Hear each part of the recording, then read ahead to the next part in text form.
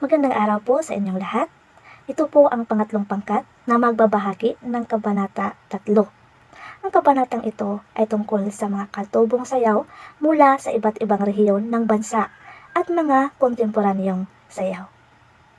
Una sa lahat, nais muna naming ipakilala ang aming mga sarili bilang mga tagapagbahagi. Ang unang tagapagbahagi ay si Leonila Daquiado. Pangalawa naman na tagapagbahagi ay si Kimberly Tangco at ang pangatlo naman ay si Gina Disoasido.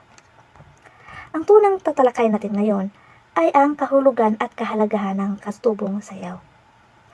Ano nga ba ang katutubong sayaw? Ang katutubong sayaw ay ang pagpapahayag ng iba't ibang saloobin at damdamin.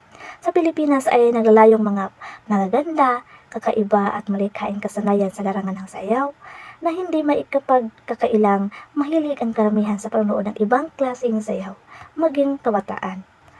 Ang katutubong sayaw ay nagpapakita ng kasaysayan, kultura at pag-iiral ng mga katutubong komunidad, na ito isang mahalagang bahagi ng kanilang pagkakakilanlan at pagsasali ng tradisyon sa mga sumusunod na henerasyon. Ito rin ay isang uri ng pagpapakita ng matinding kaligayahan at kung minsan ay pakikipaglaban. Alam mo ba kung sino ang kinikilalang ina ng Pilipinong sayaw? Siya ay si Francisca Aquino. Siya ang kinikilalang ina ng Pilipinong sayaw. Tumanggap siya ng parangal mula sa dating Pangulo na si President Ramon Magsaysay ng Outstanding Contribution toward the Advancement of Filipino Culture. Siya ay isang kilalang mananaysay at tagapagpapahalaga ng mga tradisyonal na sayaw sa Pilipinas.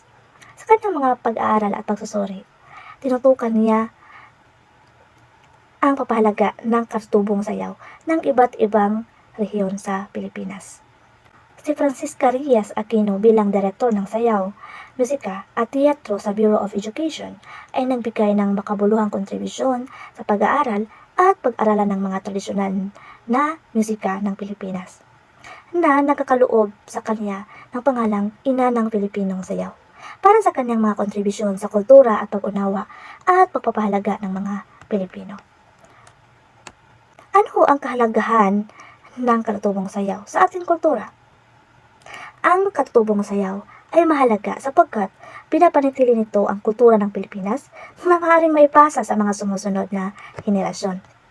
Ito rin ay nagpapahayag ng kultura sa mga sumusunod na paraan. Ito ay nagpapahayag ng kasaysayan, tradisyon, kultura at isang tiyak na katutubong komunidad. Nagpapahayag ng kanilang paniniwala, kwento at pamumuhay at pagpapabukas ng mga pinto para sa malalim na pag-unawa sa kanilang kultura. Ang pagtuturo at pagmamana ng mga katutubong sayaw ay nagpapalaganap at nagtanggol ng mga tradisyonal na gawi at ritual. Nagpapahalaga sa mga pag-ari ng mga nakaraang henerasyon at pagpabukas ng kabataan sa pagkaroon ng koneksyon sa kanilang kultura. Ang katutubong sayaw ay nagbibigay daan sa paggamit ng wika bilang bahagi ng kultura, pagkakataon sa kalikasan, paggamit ng musika at koreografiya, at pagkakilanlan, pagturismo at pagbuo ng kultura sa kabuuan. Ito ay naisabuhay ng mga kultura at tradisyon ng isang bansa. Ito ay naipakita rin sa pagsayaw ng katutubong sayaw ang pagiging makabayan o pagmamahal sa sariling bansa. Dako naman tayo sa katutubong sayaw mula sa Luzon. Una ng tatalakayin ay ang tinatawag na banga. Ang banga ay isang sayaw kung saan umiigib ng tubig mula sa mga bundok ng mga kababaihan, kaya may sunong silang mga banga sa ulo. Ito ay isang tradisyon na sayaw mula sa Luzon, partikular na mula sa mga kultura ng mga Ifugao at Igorot sa Cordillera region ng Pilipinas. Ang banga ay isang sayaw na kung saan ang mga mananayaw ay nagtatanim o naghahanda ng mga kagubatan na banga. Ito ay kasangkapan o lalagyan sa kanilang ulo, mga balikat o mga kamay. Ito ay isinasagawa sa pamamagitan ng pag-awit at pag-ikot ng mga mananayaw at nagpapakita ng kanilang kasanayan sa pagbaon ng mga banga sa iba't ibang posisyon. Ang sayaw na ito ay nagpapahayag ng kultura sa mga Ifugao at Igorot. at nagpapakita ng mahusay na ito ay nagpapakita ng mahusay na pag-aalaga at kakayahan sa pagdadala ng mga mabibigat na kagubatan na banga. Karaniwang may mga elemento ng kalagahan ng kalikasan at pagsasagawa ng mga gawain sa bukid sa sayaw na ito. Ito ay isa sa mga halimbawa ng mga katutubong sayaw na nagpapakita ng koneksyon ng mga Pilipino sa kalikasan at nagpapahayag ng kanilang mga gawi at tradisyon. Kasunod naman ay ang tinatawag nating pandango sa ilaw. Ang pandango sa ilaw ay katulad ng isang Espanyol pandango. Ngunit, ang pandango ay ginanap habang nagbabalansi ng 3 lampara na may langis sa isa sa ulo at isa sa bawat kamay. Ito ay isang buhay na sayaw na nagmula sa Lubang Island, Mindoro.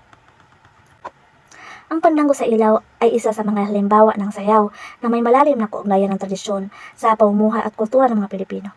Ito ay isinasayaw sa mga espesyal na okasyon at pagdiriwang tulad ng mga fiesta, mga kasal, at ito ay napapakita ng kahalagahan ng musika, sayaw, at pagsasalaysay sa buhay ng mga Pilipino.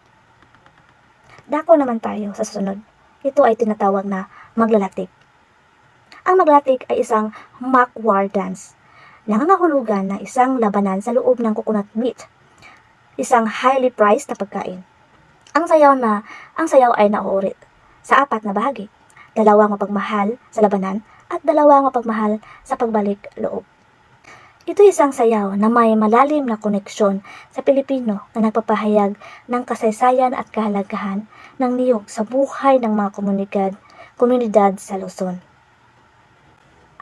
At dako naman tayo sa katutubong sayaw mula sa Visayas. Ito ay talakayin sa pangalawang tagapagbahagi. Yun lang po at maraming salamat. Magandang araw sa lahat. Ako si Kimberly Ditangco, ang ikalawang tagapagbahagi ngayon. Ngayon, ang ibabahagi ko ay ang mga katutubong sayaw mula sa Visayas at Mindanao. Ang unang tatalakayin natin ay ang katutubong sayaw mula sa Visayas, ang tinikling. Ang tinikling ay isa sa mga katutubong sayaw sa Pilipinas. Pinangalanan itong sayaw sa ibong tikling na katutubo sa Leyte. Ang tinikling ay isang sayaw na sumasalamin sa kultura at kasaysayan ng Pilipinas. Sa pagsayaw nito makikita ang kahusayan at koordinasyon ng mga mananayaw, lalo na ng mga kababaihan. Ang pag-iwas sa mga paa sa kawayan habang naglalakad sa pagitan ng mga kawayan ay nagpapakita ng kanilang katalinuhan at kahusayan. Ipinapakita rin ng sayaw na ito ang pagmamahal ng mga Pilipino sa musika at sayaw bilang bahagi ng kanilang buhay at kultura. Sa bawat galaw, ang tinikling ay isang makulay at masayang paraan ng pagpapakita ng pagmamahal sa tradisyon at sining ng Pilipinas. Ngayon, dako naman tayo sa ikalawa, ang kuratsa. Ang kuratsa ay isang tradisyonal na sayaw ng panliligaw kung saan ang lalaki ay lalapit at susuyuin ang babae sa isang anyo ng sayaw. Ang kuratsa ay isa pang tradisyonal na sayaw sa Pilipinas. Ito ay isang uri ng sayaw na kilala sa mga rehiyon ng Bisaya, particular sa Bisayaan. Ang kuratsa ay karaniwang isinasayaw sa mga espesyal na okasyon tulad ng kasal, kapistahan o pagdiriwang. Sa sayaw na kuratsa may kasamang mga hakbang na may kasamang pag-ikot ng mga kamay at sa mga pamamaraan sa pag-ikot ng katawan. Ito ay madalas na isinasayaw ng magkapares na nagpapakita ng pagmamahalan at pagtutulungan. Ang musika ng kuratsa ay karaniwang tumutugtog gamit ang mga tradisyonal na instrumento tulad ng gitara at tamborin. Ang kuratsa ay hindi lamang isang tradisyonal na sayaw kundi isang pagsasalaysay ng pagkakaugnay ng mga tao sa kanyang kultura at tradisyon. Kaya ito ay patuloy na isinusulong at ipinamamana sa mga sumusunod na henerasyon sa Pilipinas. Dadako naman tayo sa Mazorca Boholana. Ang Mazorca Boholana ay isang sayaw na ballroom na inspirasyon galing sa Espanya mula sa lalawigan ng Bohol. Ang Mazorca Boholana ay may mga hakbang na nagpapakita ng elegansya sa bawat galaw. Sa pagkakatulad sa Mazorca ng Espanya, ang Mazorca Boholana ay nagpapakita ng mga galaw na may kalaswaan at kahusayan. Ito ay karaniwang isinasayaw ng magkapares na naghahatid ng kasiyahan at aliw sa mga manonood. Ang musika para sa Mazorca Boholana ay karaniwang may tema ng tradisyonal na Filipino. Ang sayaw na ito ay isang magandang halimbawa ng pagpapahayag ng kultura ng mga tao sa Bohol at patunay itong ipinamamana sa mga sumusunod na henerasyon upang mapanatili ang tradisyon at kasaysayan ng lugar na ito. Ngayon, dako naman tayo sa Scottish. Ang salitang Scottish ay sinasabing nagmula sa Scottish o Scottish. Ang Scottish ay isang sayaw na tradisyonal sa Pilipinas. Ito ay isang uri ng sayaw na pares kung saan ang isang lalaki at isang babae ang nagpapakita ng kanilang koordinasyon at komunikasyon sa pamamagitan ng pag-ikot, paggalaw at pagtanghal sa harap ng mga manonood. Ang Scottish ay isang magaan at masayang sayaw na karaniwang isinasayaw sa mga pagtitipon, kasiyahan at espesyal na okasyon. Karaniwang ito ay may kasamang musika na nagbibigay ritmo sa mga hakbang at galaw ng mga mananayaw. Ito ay isang bahagi ng mayaman na kultura at tradisyon ng mga Pilipino at patuloy itong pinapanatili at ipinapasa sa mga sumusunod na henerasyon bilang bahagi ng pagpapahayag ng kanilang pagmamahal sa sayaw at ng musika. Ngayon, dako naman tayo sa mga katutubong sayaw mula sa Mindanao. Ang una ay ang singkil.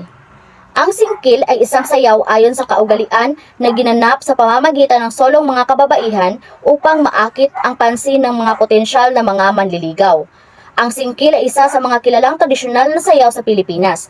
Ito ay nagmumula sa kultura ng mga Maranao, isang pangkat etniko sa Mindanao.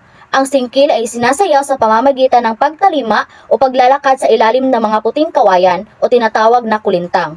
Habang iniikot-ikot ito, karaniwang isinasayaw ito ng mga kababaihan na may mga pondo o tangkay sa kanilang mga kamay na ginagamit nilang profesional na pansuot o pampaligid.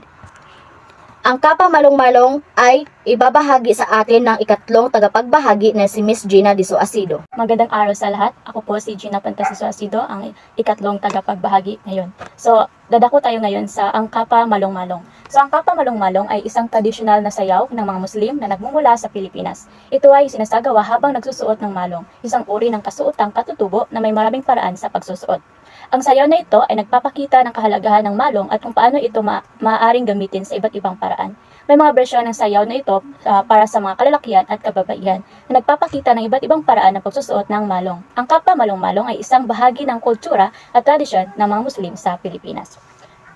Now, dadako naman tayo sa kandingan. So, ang kandingan ay isang tradisyonal na sayaw na isinisagawa sa mga kasalang tausog sa Hulo, isla sa Pilipinas. Ito ay isang sayaw na nagmumula sa mga klasikong porma ng sayaw mula sa India at naglalaman ng mga figura at hakbang na tumutukoy sa mga tradisyon at kultura ng mga tausog. Sa kandingan, ang mga mananayaw ay gumaganap na may bahagyang baluktot na tuhod na nakabukas at ang mga daliri ay may mataas na pagkakahawak kasama ang hinlalaki na naka-extend palabas at hiwalay. Ang sayaw na ito ay nagpapakita ng pag-aalab at pagsunod sa tradisyonal na estilo ng pagsasayaw na itinaguyod mula sa mga kultura ng India. Nadadako naman tayo sa ang kontemporaryong sayaw. So, ang kontemporaryong sayaw ay isang modernong estilo ng sayaw na nagsimula noong ika-20 siglo. Ang salitang kontemporaneo ay nagmula sa salitang Latin na contemporaneo ay nagmula sa salitang Latin na contemporarius na nangahulugang kasalukuyan o napapanahon. Ito ay isang nakakahalina at malikhaing anyo ng pagsasayaw na nagpapahayag ng damdamin at mensahe sa pamagitan ng mga paggalaw na nagpapahayag ng modernidad. Ang kontemporaryong sayaw ay nagpapakita ng kombinasyon ng iba't ibang mga genre ng sayaw tulad ng modernong sayaw na jazz, liriko at klasikal na ballet. Nagmula ang kontemporaryong sayaw noong ika-2 siglo sa Estados Unidos, kung saan si Isadora Duncan ay isa sa mga unang mananayaw na naglayo sa tradisyonal na ballet at lumikha ng kanyang sariling natural na estilo. Ang kontemporaryong sayaw ay nagkakaroon ng iba't ibang mga estilo at madalas ay nauugnay ito sa iba't ibang uri ng musika tulad ng jazz, rock and roll, and hip-hop. Ito ay isang mahalagang bahagi ng pagsasalaysay at pagpapahayag sa modernong mundo ng sining. And si Isadora Duncan, 1877-1927, ay isang makakasaysayang Amerikanong mananayaw at isang mahalagang figura sa sining at kasaysayan ng sayaw. Siya ay kilala bilang ina ng modernong sayaw, o Mother of Modern Dance. Isang soft-styled revolutionary na nagtaguyod si Isadora ng pagiging malaya sa pagsasayaw at ang kanyang impluwensya ay sumiklab mula sa Amerika patungo sa Europa at Russia, kung saan siya ay nagdulot ng sensasyon sa bawat pagganap niya. So kasama si Isadora Duncan sa mga pioneer ng contemporaneong sayaw. Kasama rin ang mga pangalang tulad ni Martha Graham at Merce Cunningham. Sila ay nag-ambag sa pagbabasag ng tradisyonal na mga patakaran sa ballet at nagtaguyod ng konsepto ng kalayaan sa pagganap. So ipinaniniwala nila na ang mga mananayaw ay dapat magkaroon ng kalayaan sa pagpapahayag ng kanilang damdamin sa pamamagitan ng kilusan kung saan maaari nilang gamitin ang kanilang mga katawan upang magdala ng kahulugan at ekspresyon sa kanilang sayaw. Ang kanilang kontribusyon ay nagbigay daan sa pag-unlad at pag-usbong ng kontemporaryong sayaw. Iyon si Martha Graham at si Merce Cunningham at sila yung mga pioneer ng kontemporaryong sayaw. So yun lang po at maraming salamat.